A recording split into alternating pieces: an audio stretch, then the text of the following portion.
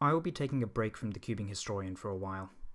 Don't worry, I will return, but due to various issues with one of my videos, I've decided it would be best if I took a break from the channel for a bit.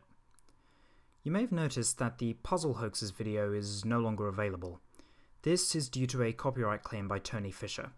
I've tried to make amends but have been unable to do so. I'll provide screenshots of the conversations at the end of the video so you can make up your own mind, but basically, unless we can make a deal, it's unlikely that video will be seen again. I have a copy on my personal computer, but I probably won't be uploading it. I know this may come as a disappointment, and for others it may not be too surprising. The recent schedule has been rather embarrassing. I will continue working on videos in the meantime, however, and when I return, I plan to upload a video I've been working on for a while that I think is my best one so far.